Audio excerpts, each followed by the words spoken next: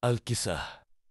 Pada suatu malam dalam tidurnya Baginda Raja Harun Al-Rasyid bermimpi bertemu seorang lelaki tua. Dalam mimpinya laki-laki itu tua berpesan kepadanya, jika negeri yang dipimpinnya akan ditimpa musibah. Oleh sebab itu, agar dapat menghindari bencana itu, ia harus mengusir seorang penduduk negerinya yang bernama Abu Nawas.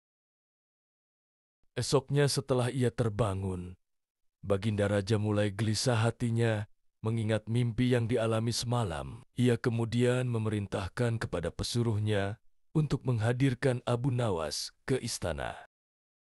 Tatkala Abu Nawas telah berada di istana, Baginda kemudian berkata kepada Abu Nawas, "Hai Abu Nawas, semalam aku bermimpi yang sangat aneh dan aku merasakan jika mimpi itu adalah suatu pertanda buruk bagi negeriku. Dalam mimpiku, aku bertemu seorang laki-laki tua yang memakai pakaian serba putih. Ia mengatakan kepadaku, jika negeri ini akan ditimpa bencana yang sangat besar, agar itu tidak terjadi.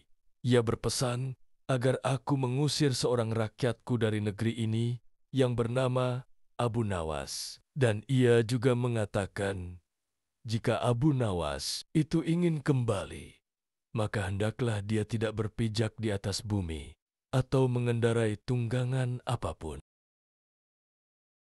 Jika ia tidak bisa melakukan seperti itu, maka ia tidak boleh lagi kembali ke negeri ini. Oleh sebab mimpi itu, maka aku yakin ada sebuah kesialan atas dirimu. Maka aku memutuskan untuk mengusirmu dari negeri ini," kata Baginda. Dengan perasaan yang berkecamuk setelah mendengarkan perintah Baginda Raja atas pengusiran dirinya, Abu Nawas kemudian meninggalkan istana dan kembali ke rumah. Ia menceritakan kepada istrinya tentang apa yang telah dititahkan raja kepadanya. Istrinya merasa sangat sedih.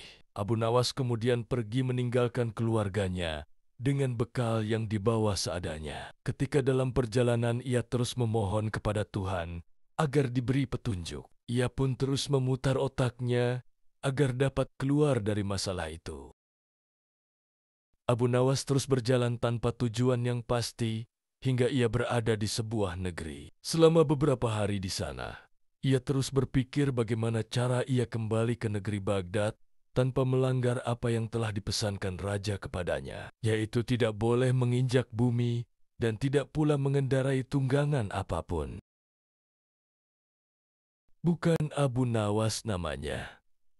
Jika ia memiliki keputusasaan, Abu Nawas tidak berputus asa atas apa yang telah menimpanya. Meskipun alasan yang membuat ia diusir sama sekali tidak masuk akal, ia menerimanya dengan ikhlas, selalu berdoa kepada Allah, dan berpikir untuk bisa keluar dari setiap masalah yang menimpanya. Tibalah pada suatu hari, ia merasa rindu berat kepada keluarganya di negeri Baghdad. Namun ia belum menemukan cara untuk kembali. Hingga pada suatu hari lain, tiba-tiba dia menemukan sebuah cara yang sangat masuk akal dan tidak membuatnya melanggar perintah raja.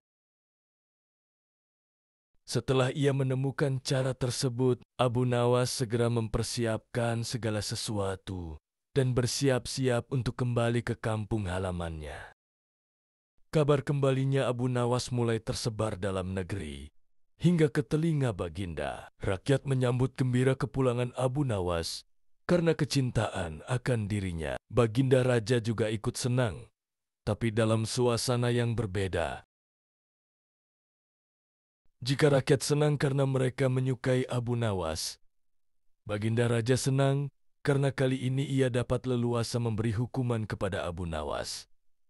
Baginda berpikir, pasti mustahil Abu Nawas dapat kembali tanpa berpijak pada bumi atau menunggangi sesuatu. Tibalah Abu Nawas di istana dan menghadap Baginda Raja. Kehadirannya di istana membuat Baginda Raja sangat kaget ketika melihat Abu Nawas bergelantungan mengikat dirinya di bawah seekor keledai. Dan kemudian Abu Nawas berkata kepada Baginda Raja, "Wahai Baginda Raja, bukankah engkau telah mengusirku dari negeri ini dan melarangku kembali dengan berjalan memijak bumi dan tidak pula boleh menunggang apapun? Maka oleh sebab itu, aku telah kembali dengan tidak memijak pada bumi dan tidak pula menunggang apapun, kecuali aku bergelantungan di bawah perut keledai." Melihat tingkah pola dan alasan yang diberikan Abu Nawas, Baginda Raja pun merasa masuk akal dan sangat memuaskan beliau. Akhirnya Abu Nawas bisa kembali ke keluarganya dan terbebas dari hukuman Baginda Raja.